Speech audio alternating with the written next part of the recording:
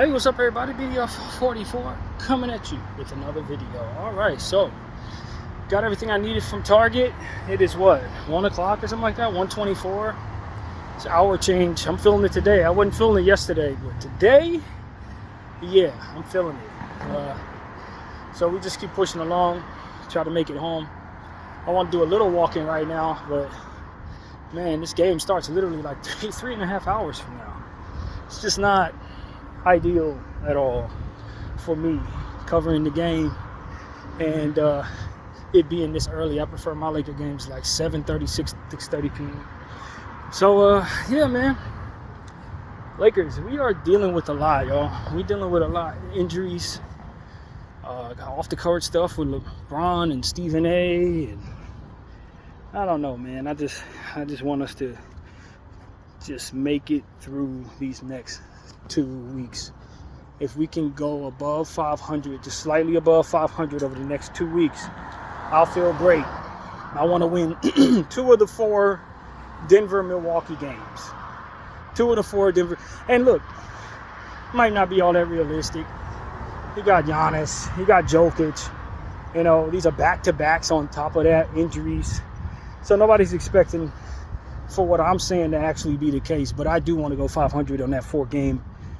That particular 4-game series. If we can snatch one against Milwaukee, snatch one against Denver, that's a raging success based on what we got going on right now. So I'm pleased with that. I'm hopeful that the Lakers can find a way to align with some rest at some point in time throughout the course of this. The next 2 days are going to be really important for the Lakers to get rest. Those guys can't have nothing going on that's going to distract them from that rest they need, man. Nothing over the next 2 days, because after that you ain't going to have it until like the 21st. Basically, it's going to be you on the road, you on the court. You on the road, you on the court. When you get home, you're still on the court every night. Like, that's pretty much how this is about to be. And like I always complain about the schedule makers, I just really want them to fire whoever put this crap together. Whatever algorithm app they used to put together the schedule must never be used again, man. This was a failure. Having teams play each other back to back so often, see the same team 3 out of 5 games, that is absolutely a failure. It's a failure. And so I want the NBA to hear my voice on that as an absolute failure. It's the worst schedule I've ever seen. And it's been getting worse, progressively worse over the last 4 years. So whatever they're doing and however they're doing it, this fan is unhappy. I don't like none of that at all. So, yeah, that's what I want to put out there. And hopefully they get back to the way they scheduled games back in the day, man. You didn't see all this crap. You never have to see the same. Maybe you see the same team once throughout the course of the season. You get that one time. Other than that, you don't have to goddamn see the same team 3 times in a week and then see the same team the next week. You know, it's that type of stuff.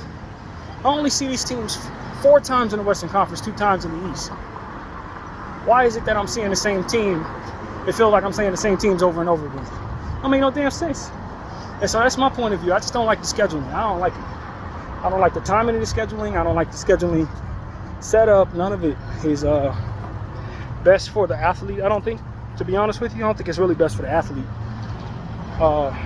For the preparation, you know, trying to do homework on these teams. I guess that could be the one positive. If you're playing, say, the Denver Nuggets 3 out of 5 games, your team prep work, I guess, does not necessarily have to be as strenuous if you're a coach. But that's probably the only positive thing I can see out of that. Other than that, the fans don't like it. I'd imagine the players don't like it. You know, it's not a problem in the playoffs because you expect it. You're conditioned for that. You're going to see the same team 7 times in a row. Potentially, you don't have a problem with it. But in the regular season, nah, I don't want to see the same team over again. So, or have to fly from Milwaukee to Denver when you know Denver's altitude, and you know in less than 24 hours played, you know they got the MVP 3 times over. The other team got the MVP from 3 years ago. It's like, what are we doing, man? And then, on top of that, you got the hour change. The hour change is taking place right before this stretch. So that makes it even more strenuous on the athlete's body because you do this crap right after daylight savings time. That week where your body is trying to get used to the hour change, yeah, that's the week they decide to slap together 7 games in 9 nights or something. Like, I'm telling you, man, somebody really didn't like the Lakers when they put together that, man. Somebody really didn't like the Lakers. So, yeah, that's my point of view. It's going to be on Austin Reaves. And look, the problem with the injury bug right now is that you got different players coming in and out. Austin's only been back for 2 games. Now he got to hold down basically the whole fort tonight.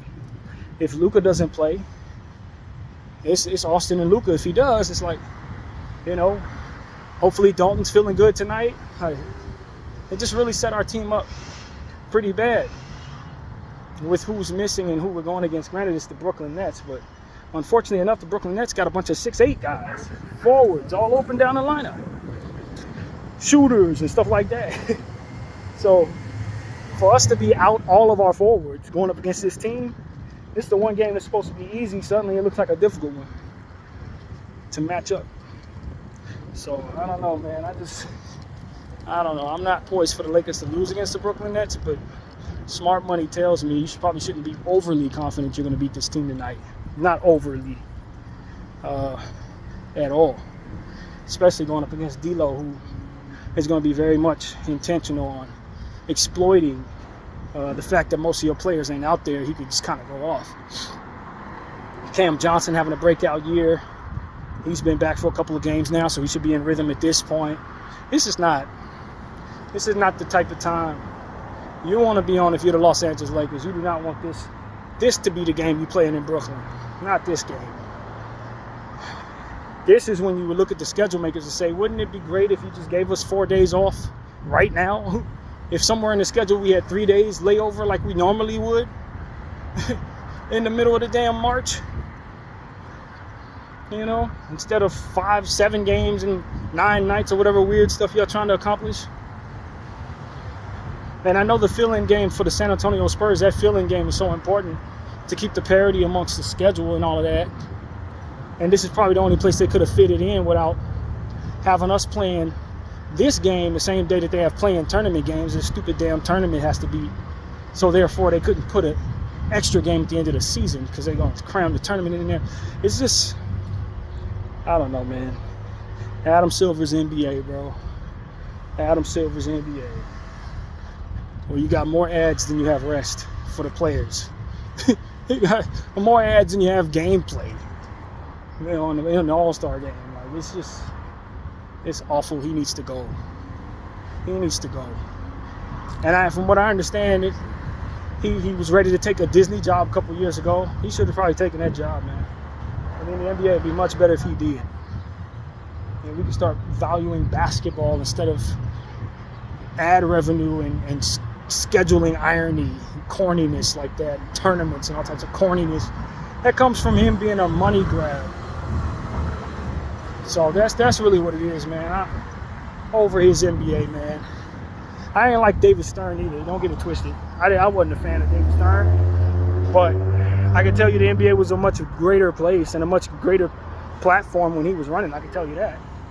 Much greater platform when he was running it. So, rest in peace to David Stern. Still mad about the CP3 nonsense though, but hey, it all worked out for us. We ended up winning championships any damn way. So, whatever, man. At this point, my mind goes straight to who Coach JJ decides to use with all these players out. Is he going to give Cam Reddish an opportunity, or is Cam Reddish as good as not on this team at this point? That's the question. So that's really what it is.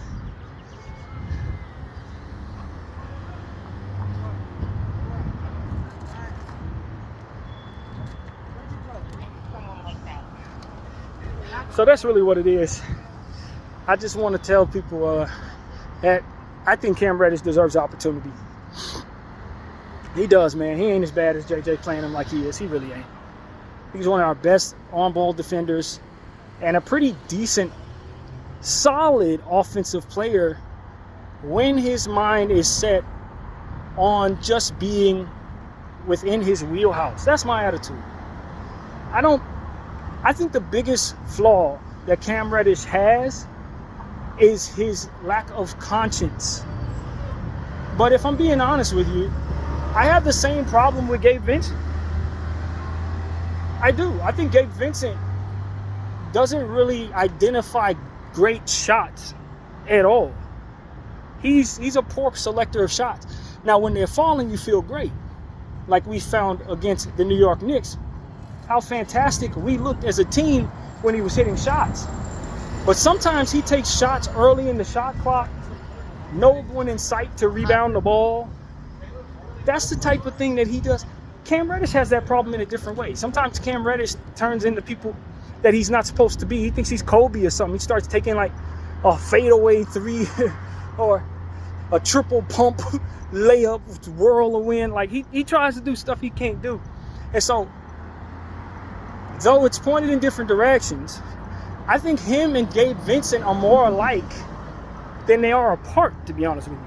Because they're both fantastic defenders, and they're both not great offensive players who can help you on the offensive end if given an opportunity to just be coached properly and shown where they're screwing up. So for me, I am significantly higher on Cam Reddish than I think our coaching staff is. Significantly higher. That doesn't mean that I think he's the greatest player. That doesn't mean he might not have some things going on that make him not the most mature guy or whatever the case may be. That might be the problem. But as far as what he can do to help you on a basketball floor in a game like this, he needs to be utilized. He has played well for J.J. Redick at times. I think J.J. has moved him out of the lineup for reasons that are not necessarily basketball related. I think that. You probably don't like that dude very much. That's what I think is going on there. Or somebody on our team doesn't like him very much and JJ's honoring that type of thing. But I don't think, if I'm being completely honest with you, I don't think Cam Reddish in a nutshell has played his way all the way out of the rotation. I don't think he has. The last time we saw Cam Reddish, he had a bad offensive game. I think he went for like 2 for 7 or something like that. Poor shot selection. Okay. I've seen games where Dalton Knecht has played worse. I've seen plenty of games where Gabe Vincent has shot just as bad. I've seen, you know what I mean? Like, and they weren't removed from the rotation. So I know he had some things going on off the court. He was away from the team before the trade that was ultimately rescinded, that he was a part of, with personal stuff going on. So my thinking is he probably got some good stuff going on personally. That isn't reflected in him being removed from rotation. I don't have any information. I'm just reading tea leaves. He probably got something going on in his life. And so that's what I think has probably been going on. But at this point, it's been, several weeks since he's been removed from rotation? Now, far be it from me to, without knowing what is going on, or that something is even going on, to tell you how soon it could be resolved. But what I can say is he probably is in a different mindset than he was 6 weeks ago when we last saw him play. So should he not be given an opportunity to be thrown back out there? I think so. When we're this short players, yeah, he should be thrown back out there tonight for our defensive purposes, so he can at least guard a guy like Jalen Wilson or something. I mean, you don't trust Cam Reddish on Jalen Wilson tonight? Like, that's what I would ask J.J. Redick. Is that bad that you don't trust him against the Brooklyn Nets when you're down a bunch of players at his position? I don't think it's that bad, man. It can't be that bad. And so that's my point of view. I think that Cam Reddish should be thrown out there, man. Give him an opportunity. See if he can string together a good 15 minutes tonight. If he goes out there and struggles, sit him down. But don't just not use a fresh body when we have so much injury issues going on right now. So that's my thing. You got to use the fresh bodies. If for no other reason, so that you're just not leaning on the people that you trust, running them too into the ground as well. So that's what I'm saying to JJ. I think Cam Reddish should be utilized tonight. I really believe that. And if we do utilize him, I'm poised to see him defend well. Maybe help us out in transition. You know, I trust him to finish a layup in open court. especially if he gets a steal and drives to the other end. I don't see him making too many mistakes in that situation. So I want to use him for what he's really good at, and that's helping us defensively. And so, yeah, I don't really support him being removed from rotation to this maximum degree. If he's not a part of the top 10, that's fair. But if we're missing 6 of the top 10, you gotta use the guy. It's not like he's just the worst, awfulest player. You know what I mean? He's not anywhere near that bad. Not even close. So yeah, that's what I want to say, man. Send a good word toward Cam Reddish. We've had Cam Reddish on our team for what, 2 years now, 3 years now? We've seen him play well. We've seen him start for us and play well. Him having a bad game or two should not have him removed from the rotation to this magnitude. Hell no, no way. And so that's what I want to say there. Get him back on the court. Get Dalton Knecht back out there. Get him a lot of minutes tonight since he's been playing well. I like how he's been hunting down rebounds lately, especially offensive rebounds off of long shots. He's been one of our better three-point rebounding forwards out there. And that's something that we really had trouble with to start the season. It's just finding ways to rebound these long three-point shots that are often taken. You talk about a Brooklyn Nets team that has had 2 games in the last 5 games where they've attempted over 50 shots from behind the arc. So rebounding the 3 is going to be very important tonight. Attacking them in transition is going to be very important tonight. Forcing steals and respecting that they too get steals. They do steal the ball pretty well as a unit. So respect that. And, attention to detail. One thing you can say about this Los Angeles Lakers team is we've been very good at that. We have had a strong attention to detail way of doing things as of late. Since our coaching staff has really gotten comfortable with one another, they've done a great job of getting guys who are out there to buy into the game plan and executing very good game plans. I've only pointed out maybe once or twice where I thought the game plan wasn't set in stone properly. Other than that, very good. I think the Dallas game where they didn't have all their players, turned out JJ's home was literally being burned down at that moment. So we definitely give him a pass for that. And in the game that we lost Anthony Davis, the Philadelphia game, I thought was not a good game plan day for our team. We didn't adjust well at all to Anthony Davis going down in that particular game. Other than that, man, I think our game plan has been damn good pretty much all season long. And whether we have our best players out there or not, I have a lot of confidence that we're going to have a game plan that's going to be able to attack the weaknesses of this specific ball club. I don't think we're going to overlook them. Last year in times like this, you just assume that you couldn't compete. When you have a quote-unquote scheduled loss, you remove certain players and you weren't going to win. It was understood you were not going to win. Maybe you did luck into a win. The team takes a night off. You didn't have your stars out there. Austin goes crazy, and you get a victory. But normally, the overall mindset of the team is we're removing certain players. We expect to lose. We can see this is a loss, and that's pretty much what it's going to be. This year, because we've been so good at this next man up thing, almost like a West Coast Miami Heat in a way, you think that you could still compete even though you remove like six players. And so that's what I think having JJ and the coaching staff we have right now has ultimately incorporated. There's a certain optimism, or dare I say confidence, that we could still play well without really any combination of players. Now, granted, most of the time throughout the course of what we're talking about, LeBron has been there. And a lot of the easy buckets and the rebounds and the defensive help and the playmaking that LeBron brings to the table, you may not be able to simulate at all. And without that, your team may feel rather naked, if I'm being honest with you. I could totally see us being a naked basketball club, so to speak, out there tonight.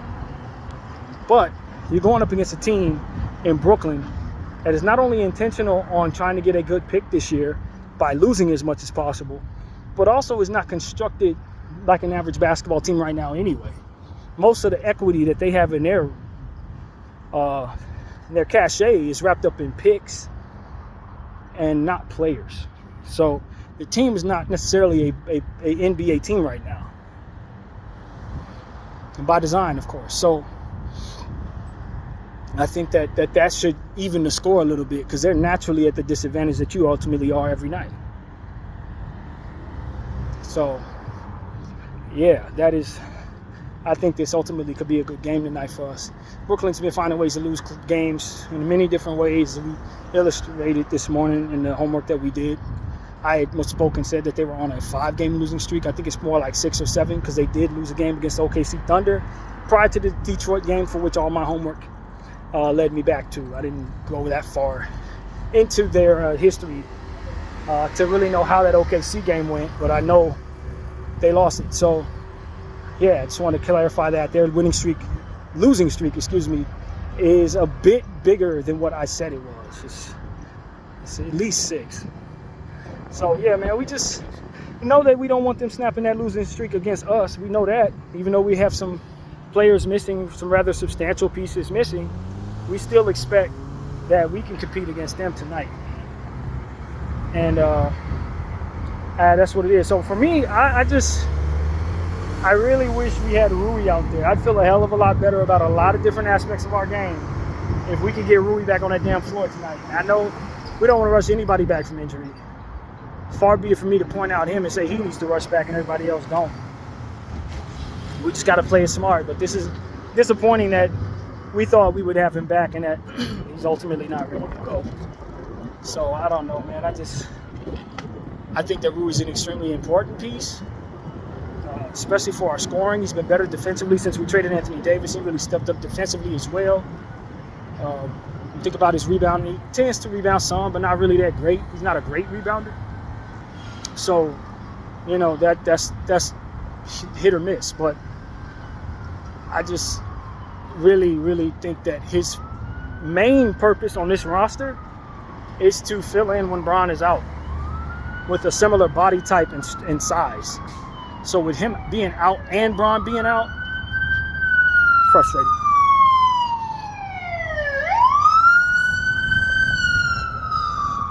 That's the main reason why you value him on this team, in my opinion, is so that he can fill in for Bron. And I don't know, man. It's a little frustrating that he's not available, but I think our overall aptitude is pretty strong. I'm not upset at our aptitude when he's not out there, but I do think that sometimes he brings that down to a degree, to be honest with you. If I'm being 100% honest, some of his decisions just kind of are poor out there at times. But overall, his efficiency, scoring the ball from many different angles, and his ability to help on weak side defensive situations, blocking shots at times, for which he's underrated. His willingness to put his head down and get his own shot.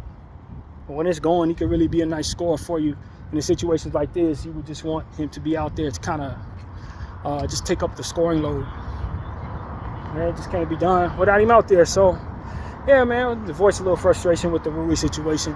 I personally would have probably traded him, to be honest with you. I would have.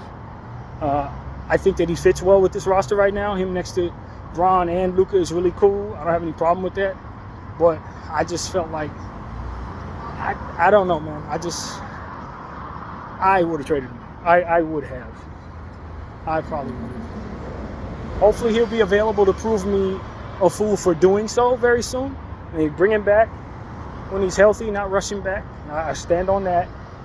And I like our overall size with him coupled with everybody else that we have. So that's a positive thing. Rather big team when we're 100% healthy, even though we're a small ball squad. We're a big small ball squad, if that makes any sense. So that's encouraging, just thinking about our overall size. But I don't know, man. Let's get frustrated.